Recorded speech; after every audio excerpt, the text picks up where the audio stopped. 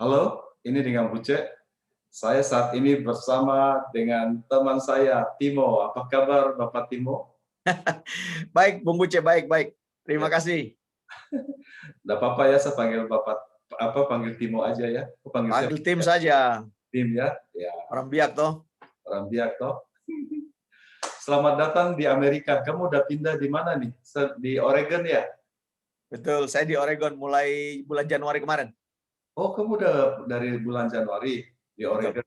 Bagaimana udara di situ saat ini? Dingin, salju? Masih dingin, masih dingin. Jadi kalau pagi ya -2, -3. Enggak, dalam Fahrenheit-nya berapa? Dalam Fahrenheit ya berarti sekitar 26 Fahrenheit atau 30, di bawah 30 lah. Aduh, dingin banget. Kita di LA nih sekitar tadi malam gua sekitar 55, jadi 55 degree. Kalau siang ada sampai 70 lah. Masih dingin ya? Itu Fahrenheit tapi ya. Ya, Fahrenheit. Ya, jadi kalau dalam Celcius itu di Oregon sekitar -2 sampai 20 derajat kira-kira begitu. Jadi mungkin 70 Fahrenheit ya. Ya, tapi kan tidak banyak beda dari tempat kamu sebelumnya. Di mana? Di New Di Zealand ya? Selandia Baru, New Selandia Zealand. Baru lagi musim panas ya? Musim panas. Ya betul, jadi kebalikannya sini ya. Gitu. Nah, di Selandia Baru kan kamu ngajar di mana? Boleh cerita sedikit? Ya, di Selandia Baru saya mengajar di Auckland University of Technology. Itu Auckland, di Auckland University, University of Technology. betul. Itu di kotanya di kota Auckland. Oke, Jumlah mahasiswanya sekitar 30.000. oke. Saya di teknik mesin. Kau ngajar apa, ada spesifikasinya? Ya, saya ngajar engineering materials. Jadi mencakup material buat buat aerospace, buat pesawat, buat apa segala macam. Terus saya juga mengajar bidang manufacturing, Oke. buat pembuatan komponen misalnya, sama mengajar biomaterials, jadi material yang buat buat dipakai di tubuh manusia seperti itu. Oke, untuk di gigi apa gitu, dental. Buat gigi, buat tulang kalau patah, Oke, ya, oke. atau buat kerangka kepala, Ah, yang seperti itu. saya ada pertanyaan ini. Kemarin kan saya dioperasi nih, leher saya ini kan ada bekas potong. Saya jadi ada kejepit. Nah, di C5 dan C7 itu tulang saya dikasihkan material, dikasihkan logam. Logam apa itu dipasangnya? Kamu bisa cerita? Kemungkinan besar itu titanium, Titanium. ya, titanium. Jadi ada juga material yang lain, yang kandidat yang lain seperti baja tahan karat. Tapi itu dalam waktu mungkin 5-6 tahun atau sampai 10 tahun kemudian dia akan berkarat. Aduh. Karena di bagian tubuh manusia umumnya kalau misalnya ada bagian yang luka, itu pH di situ, dulu kita belajar pH waktu SMA ya. Asam. Kalau Ya. pH-nya jadi turun, dia di acid kan, jadi asam. Nah, nanti dia jadi cepat berkarat. Jadi paling bagus titanium, Bung Uce.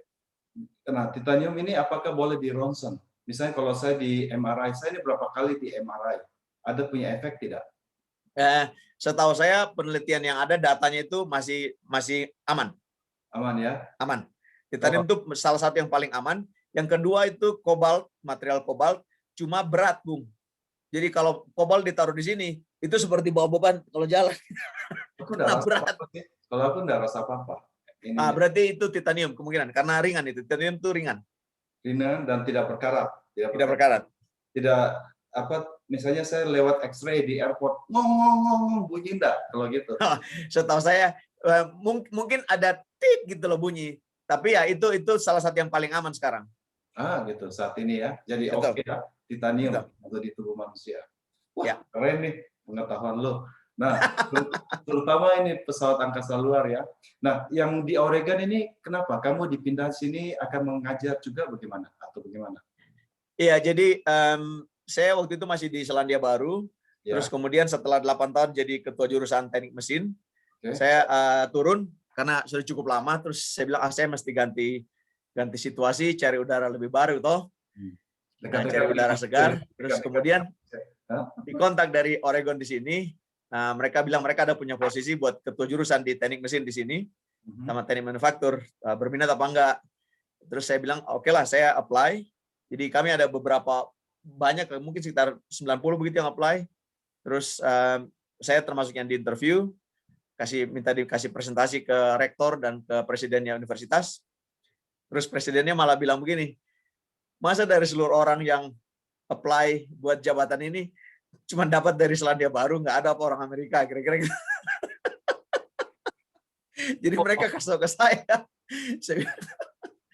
Ya, saya tertarik buat ke situ, dan kalau misalnya kalian tertarik, ya mari kita negosiasi gitu loh.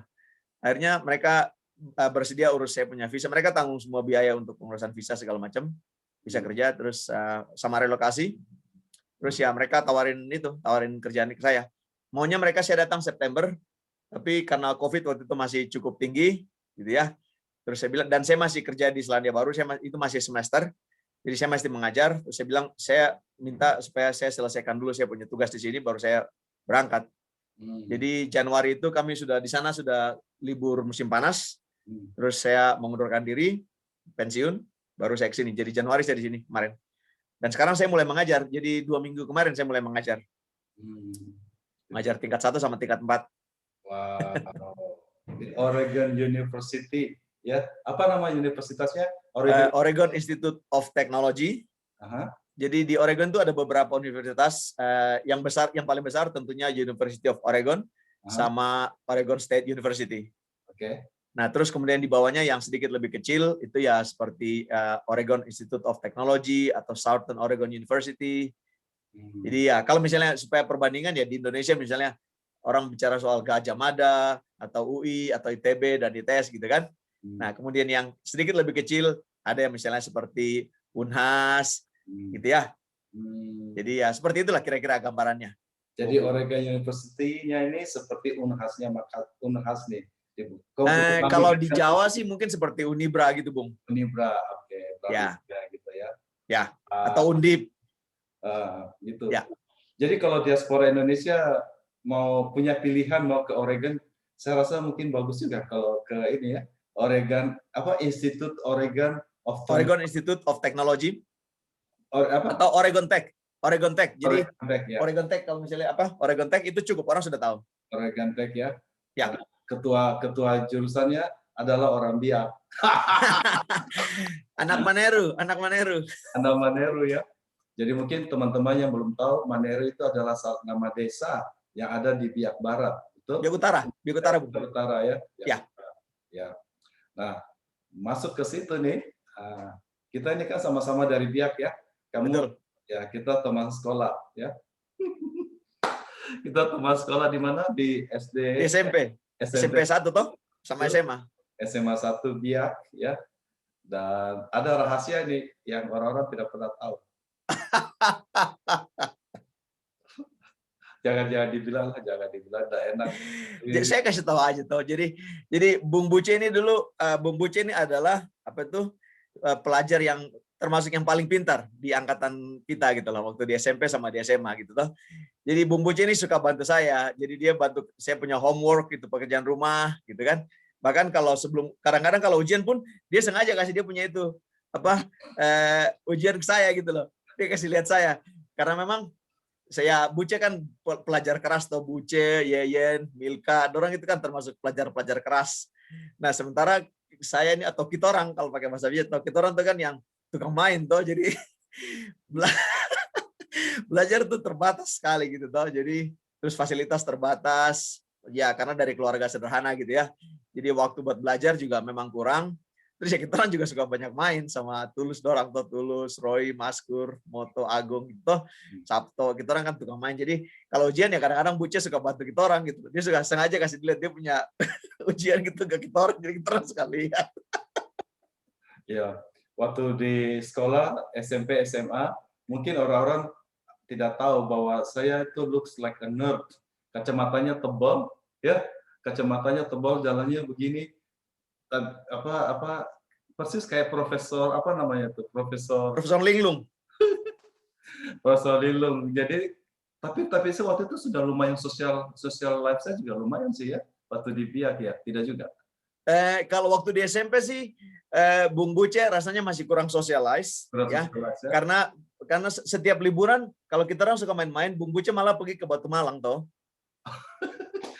Nah, sementara kita orang pergi berenang di water basis lah, kita orang pergi main bola lah kan begitu. Ya. Nah, itu waktu SMP. SMA Terus SMA Buce mulai bergaul cukup itu. Itu mungkin karena saya punya pengaruh kali ya. Jadi Buce kasih pengaruh saya soal pelajaran, tapi saya pengaruh ke Buce soal sosialisasi tuh. Akibatnya sampai sekarang ini, gara-gara kau punya pengaruh sampai saya sekarang di sini nih di social life ya di Amerika. Betul. Ya. Karena itu penting, Bung ya. Sosialisasi itu penting. Kita cara belajar membawa diri gitu ya. Belajar menghargai orang lain, terus belajar rendah diri, rendah hati itu perlu. Itu kita belajar kalau kita banyak bergaul. Ya. Jadi mungkin banyak tidak tahu juga bahwa jadi memang Timo waktu SMP SMA memang dalam segi ranking atau angka atau apa mungkin lebih kurang dari saya. Tapi dari segi pergaulan harus diakui dia kenal semua orang dan dia hafal semua. Saya tidak hafal, saya tidak ini. Hanya beberapa orang tertentu yang dikelilingi saya ya saya hafal gitu loh. Dan saya hafal, Buce punya teman-teman dekat semua kok. Jadi Buce punya teman dekat itu Genti, ya, terus Bunyian Fong, sama Pada Manik. Ya orang-orang tertentu ya, gitu orang-orang tertentu ya. Betul. Kalau si Timo ini bergaulnya sama semua orang gitu loh. Jadi dia kenal sampai sekarang ini. Kamu masih tahu semua orang, kenal semua orang, main ke sana, main ke situ. Kalau saya belajar gitu, kita bikin cerdas tangkas apa gitu ya. Ya. Timo ya. Betul. Ya kita pernah ikut cerdas tangkas sama-sama toh. Ya, kamu menang tidak? Saya juara ketiga. Oh, juara ketiga. Iya, kan itu sudah cukup bagus, Bung, karena Bung Buce kan selalu di SMP kan juara 1, bersaing sama Ratna, sama Yayan gitu toh. Ya. Saya paling juga cuman ranking ke-8 gitu kan, ranking ke-15. Wah, itu termasuk yang tidak terlalu pintar lah. Cuma anehnya, sekarang menurut saya tambah lama saya tambah bodoh loh. Bahasa Inggris saya tambah jelek. Sekarang itu kadang-kadang saya bingung tuh spellingnya ini benar apa enggak. Kata-katanya saya tidak ada kepercayaan diri. Nah, kamu kan sebagai ini gimana nih? Bahasa Inggris lu kan kita kan sama-sama sekolahnya di PIAP. Kenapa bahasa Inggris kamu lebih bagus dari saya ya? Wah, apa? Kan saya itu waktu dulu kan saya for kalian aja, jadi kalian bisa biar duluan gitu loh, supaya senang toh. Saya pelan-pelan saja gitu. Oh gitu ya. Tapi intinya sih begini, Bung. Orang tuh bisa berubah toh, ya. Dan harapannya itu berubah menjadi yang lebih baik gitu ya. Of course. Jadi ya waktu memang SMP SMA itu kan saya tidak terlalu banyak belajar, tapi begitu mulai kuliah terus saya berubah. Ya, saya lebih senang belajar dan berubahlah secara itu. Memang saya masih tetap bermain banyak, tapi saya juga belajar lebih serius.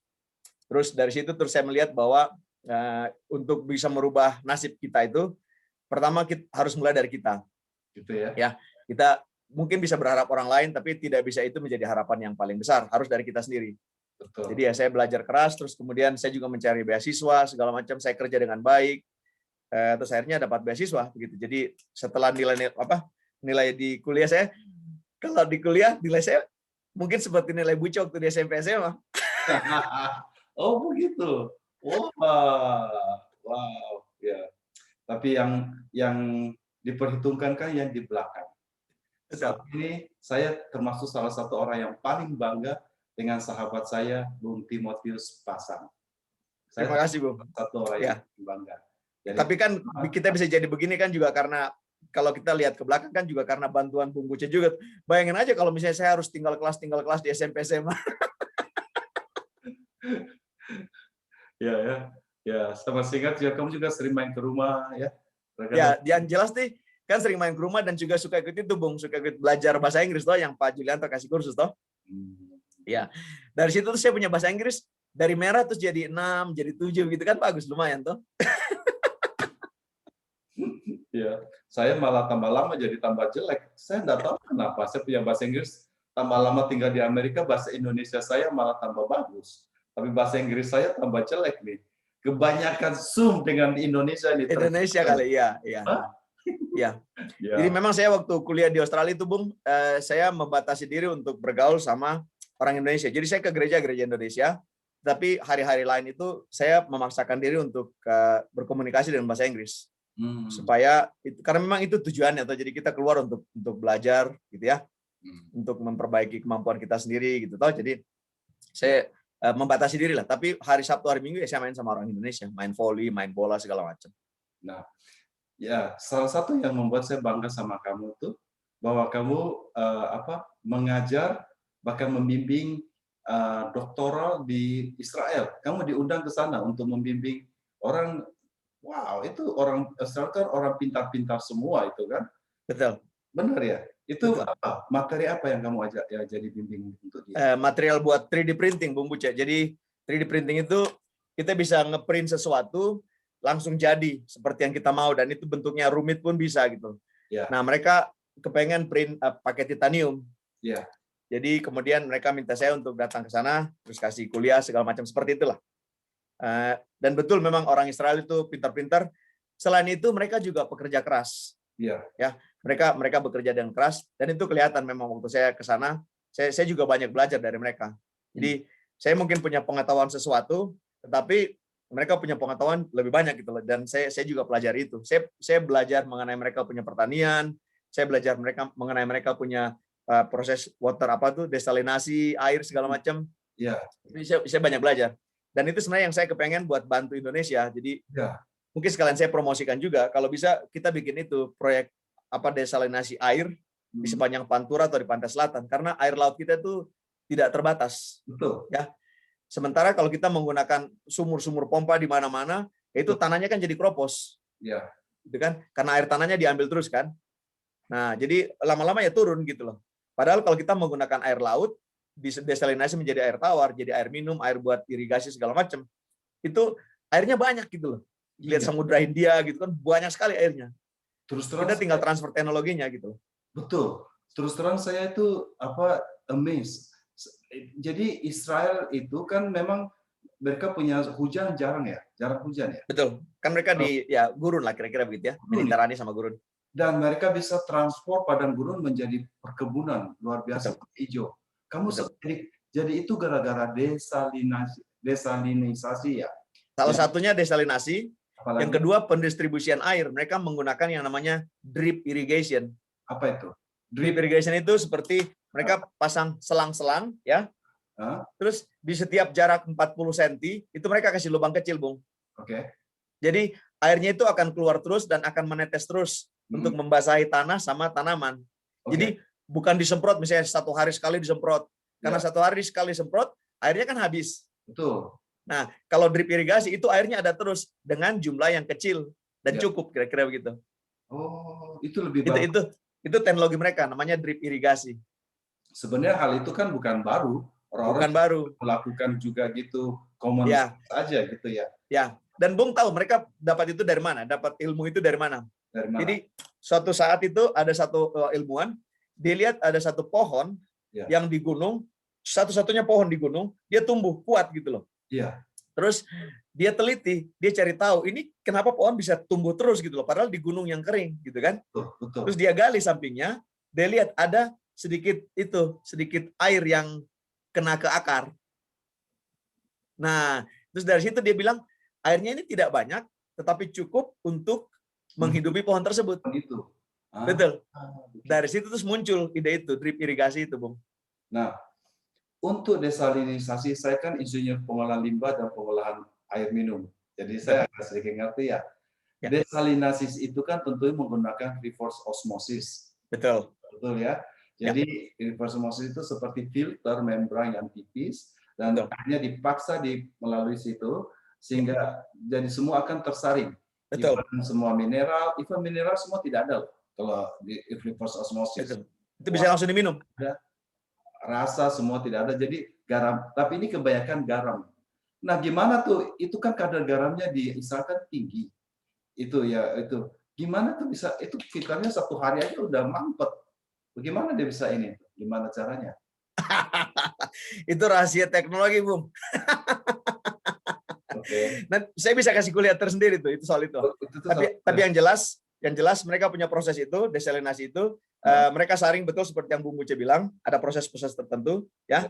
Terus garamnya itu mereka bisa ada saat yang mereka tambahkan ya. Terus kemudian garamnya itu jadi hilang, tapi mineral-mineral yang positif yang bagus buat tubuh manusia itu masih ada. Oh, gitu. Gitu. Makanya mereka selain itu bisa buat bikin air minum, mereka juga bisa ambil air dari situ, itu langsung buat apa? Buat perikanan kira-kira gitu. Jadi nggak heran di sana itu banyak kolam-kolam ikan meskipun di tengah gurun gitu loh. Wah. Airnya diambil dari situ. Ikannya hidup. Dan mereka ekspor itu. Ikan-ikan itu mereka ekspor. Bukan hanya ikan ya, bunga, kan heran itu maksudnya bunga-bunga tulip, bunga apa gitu, mereka bisa ekspor gitu. Padahal ini negara gurun gitu ya. Nah, itu hasilnya dari desalinasi plus drip irrigation itu, Bung. Trickling filter, betul. Irrigation ya.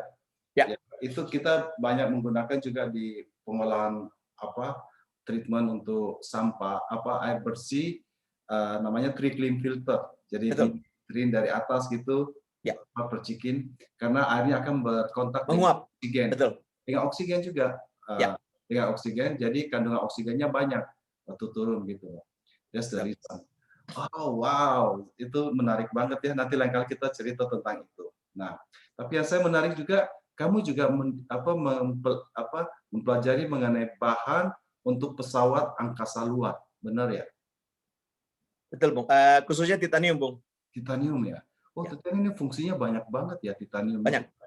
Oh, gitu. Jadi kalau misalnya Bung Bucep kepengen lihat sejarahnya penggunaan itu, titanium itu dipakai pertama kali sama Amerika tahun 1969 kira-kira begitu. Mereka bikin pesawat yang bisa terbang dengan kecepatan 3.000 km per jam. Karena waktu itu kan masih zaman perang dingin sama Soviet ya, sama Rusia. Betul. Jadi mereka bikin pesawat yang bisa terbang dengan kecepatan segitu pakai titanium. Karena kalau mereka pakai komposit waktu itu belum ada, kalau mereka pakai aluminium, itu pesawat terbang dengan kecepatan sekian, Bung, itu langsung meleleh. Tidak kuat. Karena friksi ya, karena friction sama udara toh, sama atmosfer. Ya. Jadi mereka pakai titanium. Nah, dari situ terus kemudian dikembangkan menjadi material-material buat aerospace yang lain, ya. Dan akhirnya mulai dari film Forrest Gump, kalau Bung Buce ingat film Forrest Gump, nah dari situ diperkenalkan material titanium ini untuk tubuh manusia. Pertama sih dipakai di luar sebagai misalnya pipa begitu buat ganti tulang kaki. Ya. Terus dipelajari buat masuk ke dalam tubuh manusia. Kira-kira seperti itu. Jadi ya saya banyak belajar mengenai titanium.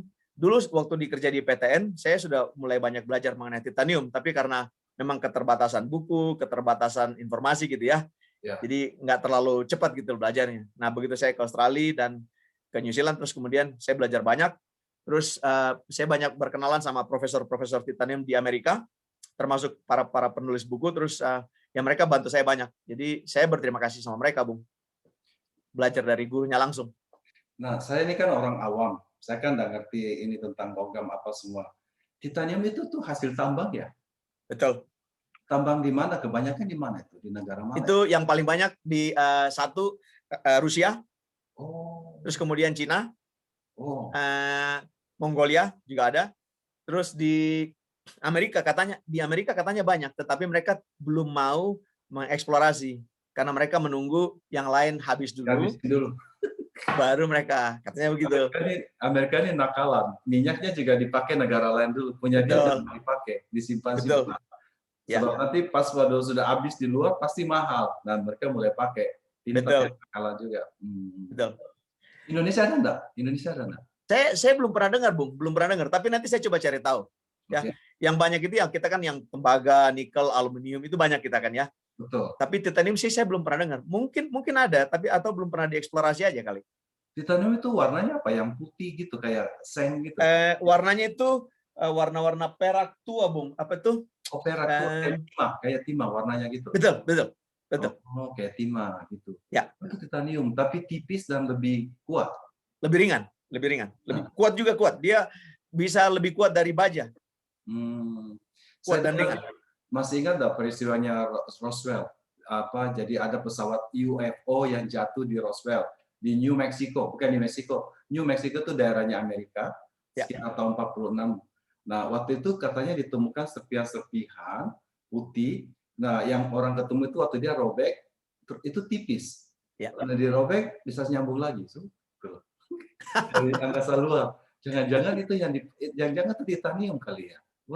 Bisa jadi, tapi kalau dari angkasa luar tuh mungkin materialnya juga yang kita nggak tahu ya, karena kalau kita kan pengetahuan kita kan dibatasi oleh itu lihat apa tabel periodic table itu kan, yang Mendeleev table itu ya. Itu ilmu yang kita tahu sampai ke situ gitu ya. Tapi sampai saat ini pun masih banyak apa elemen-elemen atau material lain yang mungkin orang belum menemukan gitu loh. Oh, begitu ya. Ya. I see. Terus ya, saya kira mungkin mungkin negara yang bisa jadi negara yang bisa udah kirim pesawat ke angkasa luar apa gitu, itu advance, negara advance ya. Betul. Semoga Indonesia juga bisa nih, kapan-kapan Indonesia udah bisa kirim belum ya? Kalau buat pesawat angkasa luar sih mungkin masih jauh Bung ya, kalau kita mau berbicara jujur ya. Salah satunya kan juga soal biaya ya. Itu kan di Amerika kan NASA itu kan mereka biayanya kan sampai triliunan dolar kan. Ya. Jepang aja nggak bikin pesawat luar angkasa gitu. Mereka bikin roket diluncurkan tetapi tidak bikin pesawat luar angkasa. Ya. Terus Rusia ya itu terlepas dari mereka punya ekonomi yang terpuruk, tapi mereka karena itu persaingan gengsi toh sama Amerika kira-kira begitu. Jadi mereka paksakan untuk kerjakan itu. Jadi pusat luar angkasa tidak banyak negara yang punya, tapi untuk peluncuran roket mungkin lebih banyak lah. Buat roket doang ya, buat roket satelit segala macam. Oh, roket. Oh, by the way, aku dengar di Biak, tempat kita itu mau kayak peluncuran roket ya. Roket apa angkasa luar sih? Apa aku yang saya dengar roket, Bung. Tempat peluncuran roket. Jadi bukan buat peluncuran pesawat luar angkasa atau pendaratan pesawat luar angkasa. Itu rasanya masih terlalu jauh lah kalau kita mau berbicara jujur ya. Tapi kalau peluncuran roket itu masih menurut saya Indonesia bisa, sanggup lah. Saat ini peluncuran roket yang di Amerika tuh di Houston itu ya, bukan? Jadi di Cape Canaveral yang di Amerika, sama di Virginia ada satu. Oh, di Virginia dan di mana? Di Cape Canaveral. Kamu pernah ke sana? Cape Canaveral pernah. Oh gitu. Tahun 2009 atau 2006 ya. Itu bagaimana itu? Itu kayak apa? Instalasi, terus waktu itu kan apa diluncurkan, wah itu keren banget tuh, keren banget. Harus mau itu lihat. Ya itu tujuannya apa? Roket itu diluncurkan untuk apa? Kalau roket ya, kalau yang di Cape Canaveral itu buat peluncuran roket ya, yang besar-besar sekali, sama buat pesawat luar angkasa. Ya, jadi yang roket yang diluncurkan dari Cape Canaveral itu umumnya buat satelit atau buat spionase gitu-gitu ya. Atau buat telekomunikasi, kira-kira begitu. Nah itu kan roketnya besar-besar banget gitu loh. Itu gede gitu loh. Mungkin diameternya bisa sampai 5 meter misalnya gitu ya. Itu gede banget. Nah, sementara salah satu lain lagi itu adalah buat peluncuran pesawat luar angkasa. Nah, kalau itu tujuannya buat penelitian di luar angkasa. Misalnya, apakah bisa orang hidup di luar angkasa? Apakah tanaman bisa hidup di luar angkasa? Terus, apakah obat-obatan bisa bertahan di luar angkasa? Karena tujuannya kan apakah nanti manusia bisa hidup di Mars misalnya seperti itu ya? Ya. Jadi, nah, ada air apa enggak? Kira-kira begitu toh? Ya. Nah, itu pesawat luar angkasa. Nah, kalau itu menurut saya masih terlalu jauh lah kalau kita buat di situ, karena salah satunya adalah soal biaya. Dananya itu luar biasa besarnya. Luar biasa banget. Belum lagi soal teknologinya ya. Ya. Nah, roket itu satelit juga bisa diluncurkan ya. Kalau itu pakai roket, betul. Yang di depannya roket itu, di ujung roket itu biasanya mereka taruh satelit. Nanti setelah roket meluncur, terus bawahnya nih, tankinya ini lepas, jatuh ke laut, roketnya tinggal di luar angkasa buat apa itu melayang-layang, buat telekomunikasi. Kira-kira begitu, Bung. Oh gitu. Nah, di Asia Tenggara itu di mana, negara mana aja yang ada peluncuran kayak gitu? Setahu saya belum ada, Bung. Di Indonesia ada, yang di dekat Garut itu. Oh ada. Jadi Indonesia sudah ada di Garut. Di Pamengpeuk, iya, tapi kecil. Itu terbatas, roketnya roket terbatas yang kecil-kecil. Nggak tahu, mungkin itu buat apa cuaca kayaknya seperti itu, Bung. Saya tidak terlalu tahu detailnya, tapi itu roket yang kecil dan mereka tidak bisa luncurkan roket yang lebih besar, sedikit lebih besar, karena di sekitarnya itu sudah banyak penduduk, Bung. Kenapa? Akan ada efek apa? Jadi sebenarnya sih efek lingkungannya sih tidak terlalu besar, karena yang saya sudah pelajari itu yang di Selandia Baru ya. Itu di tempat peluncuran roket, memang pada saat peluncuran roket itu kan ada asap segala macam kan, ada carbon emission. Tetapi peluncuran roket itu tidak terjadi setiap hari. Gitu loh. Itu paling mungkin ada yang 1 bulan 1 kali, ada yang mungkin 1 bulan 2 kali, misalnya begitu lah ya. Jadi menurut saya polusinya itu kecil. Lebih besar polusi kendaraan kita di darat itu lebih banyak dibandingkan yang tempat roket itu. Nah, yang saya lihat di Selandia Baru itu dia punya fasilitas buat peluncuran roket. Itu mungkin panjangnya 500 meter kali misalnya 500 meter. Di luarnya itu sudah kan dipagari. Di luarnya itu ada sapi, ada kuda gitu loh. Jadi masih normal gitu Bung kira-kira. Buat lingkungan tuh masih normal. Ya, tetapi memang pada saat peluncuran terjadi, nah itu mungkin suara ya berisik gitu kan ya. Terus kemudian asap-asapnya kira-kira seperti itu, Bung.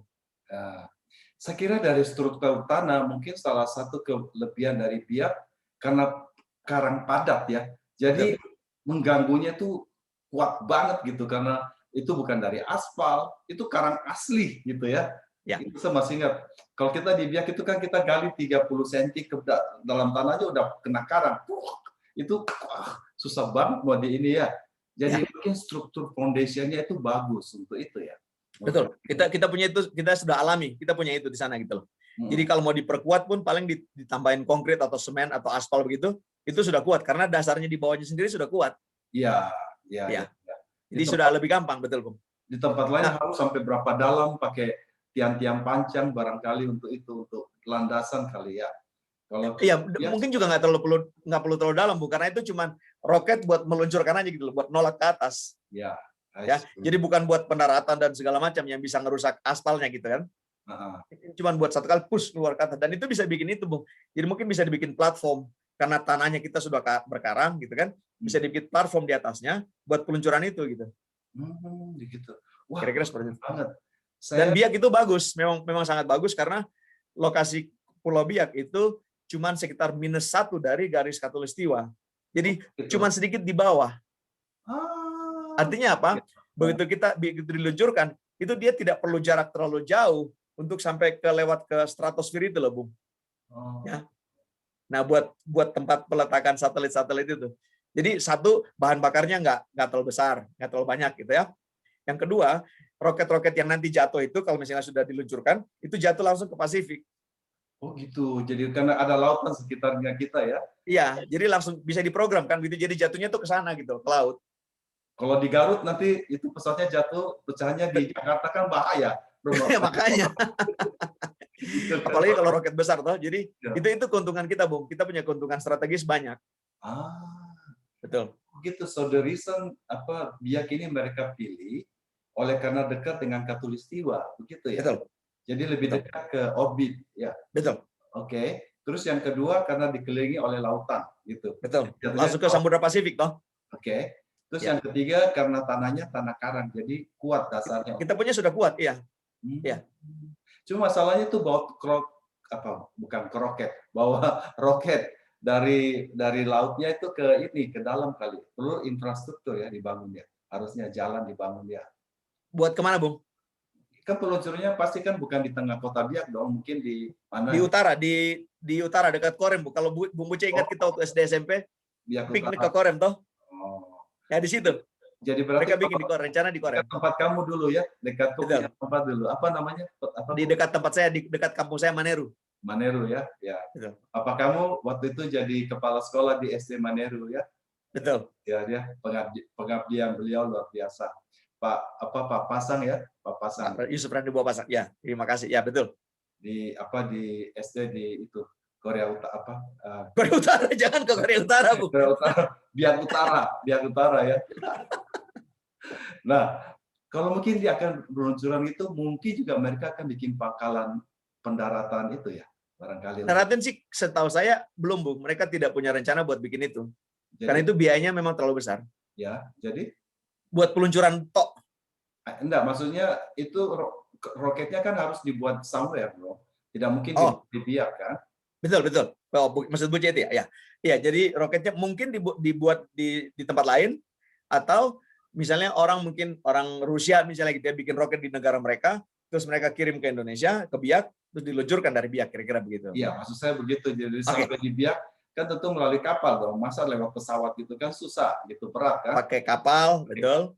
Nah, kapalnya pesawat di Korea Utara, di Biak Utara, ya, di Biak Utara. Jadi tentu harus ada pelabuhan dong untuk mendarat itu kapalnya di Biak Utara. Ya. Terus dari sana ke tempat peluncuran gitu ya. Saya nggak tahu detailnya Bung Bucet, tapi bayangan saya atau harapan saya adalah mereka mungkin roket-roket itu kan dikirim dalam bentuk komponen, jadi tidak dalam bentuk yang sudah jadi, gitu ya. Terus di assembly di situ di ya. assembly di Biak, jadi dikirim ke mungkin mendarat di lapangan Mokmer misalnya begitu, gitu ya, di Frans Kaisiepo. Ya. Terus dibawa dengan mungkin bawa dengan transportasi laut bisa pakai kapal, itu atau pakai transportasi darat, gitu ya. Baru di assembly di sana di lokasi itu peluncuran, baru diluncurkan kira-kira begitu. Kalau bayangan saya sih seperti itu. Itu sebenarnya bagus benar itu untuk ekonomi masyarakat harusnya ya. Bayangan saya begitu, Bung. Betul, setuju. Terus terang saya tuh sangat concern Bung Tim ya, Bung Tim, karena saat ini saya dengar banyak cerita-cerita ada company-company cukup banyak tutup di Biak gitu ya. Jadi kita tuh perlu ada something yang untuk boosting Biak gitu. Even saat ini juga dibangun di pasar ikan apa namanya tuh pabrik namanya tuh pendinginan untuk es ya, untuk ikan ada beberapa company malah sudah move out dari Biak gitu. Jadi Biak ini perlu sesuatu yang boosting gitu untuk ini, yang di boosting gitu loh. Saya dari diaspora karena saya juga executive board dari Indonesian Diaspora Network Global, yaitu orang Indonesia di luar Indonesia yang mendaftar diaspora. Dan saya juga dengar kalau kalau tadinya itu kayaknya Pak Luhut itu dengan Pak Heri Utomo itu mereka tadinya katanya saya dengar mau dibuat institut koral karang di Pulau Biak. Itu mungkin bisa something untuk bisa memajukan Biak. Tapi kita perlu ada ada inovasi, ada sesuatu yang boosting ekonominya Biak gitu loh, membuat perhatian orang ke sana. Nah, saya rasa kalau dengan adanya itu moga-moga kalau memang diizinkan dan kalau terjadi gitu loh, akan bisa itu membantu ini trafficking, orang-orang akan banyak datang ke sana gitu loh, atau perhatian dunia itu Biak muncul gitu loh. Ya. Sekarang tambah padam menurut saya. Iya. Iya. Jadi saya itu percaya 100% Bung sama Pak Jokowi dan staf-stafnya ya. Ya. Jadi pembangunan kalau kita lihat selama Pak Jokowi memimpin gitu ya, itu proyek-proyek yang mega proyek itu jadi dan jalan gitu loh. Ya. Yang Trans Sumatera, Trans Papua, Trans Kalimantan itu kan tidak pernah terjadi selama sebelum periode Jokowi, kira-kira begitu kan. Ya. Nah, jadi ini juga termasuk proyek yang cukup besar. Ya. Masalahnya adalah kalau misalnya Biak misalnya nanti kemudian keberatan dan prosesnya terlalu panjang, misalnya seperti itu ya. Pemerintah memang sudah rasanya sih sudah komitmen karena itu sudah ada undang-undangnya, Bung. Bahwa ini akan dibikin di Indonesia. Kalau misalnya Biak terus kemudian kehilangan kesempatan ini, gitu ya. Saya dengar Manokwari kepengen. Oh, wow. Jadi Manokwari. Saya juga dengar ya, Nias itu juga jadi salah satu lokasi. Terus ada salah satu daerah di Ambon juga katanya jadi salah satu lokasi yang potensial. Nah, kalau misalnya sampai Biak terus kemudian menolak, gitu ya, sementara pemerintah pusat bilang kita akan bangun, Biak kehilangan kesempatan, kan sayang. Sayang banget. Sayang banget. Padahal Biak dari semua lokasi yang ada itu yang sudah mereka selidiki itu, Biak katanya paling strategis. Gitu. Jadi sayang gitu kan ya. Saya punya feeling ya, andaikan kalau Biak tidak mau, jangan-jangan itu akan pindah ke Ambon karena Ambon tuh lagi itu mau dimajukan ikannya apa semua. Ya. Juga hampir kondisinya mirip-mirip dengan kita di Biak ya. Ya. Tapi saya sangat berharap sih bisa dibangun Biak karena kita akan nama kota asal kita ini akan menjadi salah satu bagian penting di peta dunia ini ya. Apalagi betul. Ya, memang harapan saya itu Biak nanti akan menjadi salah satu pusat perhatian dunia gitu loh. Iya. Ya, dia akan banyak membantu dari segi ekonomi gitu kan, perekonomian, terus buka lapangan pekerjaan, kira-kira seperti itu ya. Terus kemudian pendidikan, terus kemudian belum lagi pariwisata. Nah, selain itu akan ada banyak industri lain kalau misalnya jadi industri lain yang bisa yang menunjang, gitu kan? Itu bisa juga hidup, misalnya perhotelan, restoran, gitu kan? Itu jadi lebih hidup. Ya, gitu ya. Ya, jadi ada banyak faktor lain yang bisa terdukung gitu loh. Terutama Biak Utara juga ya, Biak Utara itu tempat kita punya pantai Korem. Ya dulu kan kita suka camping di situ toh. Ya, kita Di ada pinggir foto sungai ya. itu. Rasanya kita ada foto di situ, ada sungainya di Ada. dalam. Ya, ada ya. Betul. Iya, ada. Yang Utara itu kan terkenal dengan ombaknya juga besar banget. Betul. Buat surfing, ya. Dari Pasifik ya, dari Pasifik. Betul. Ya, dari Biak Utara itu di Pasifik.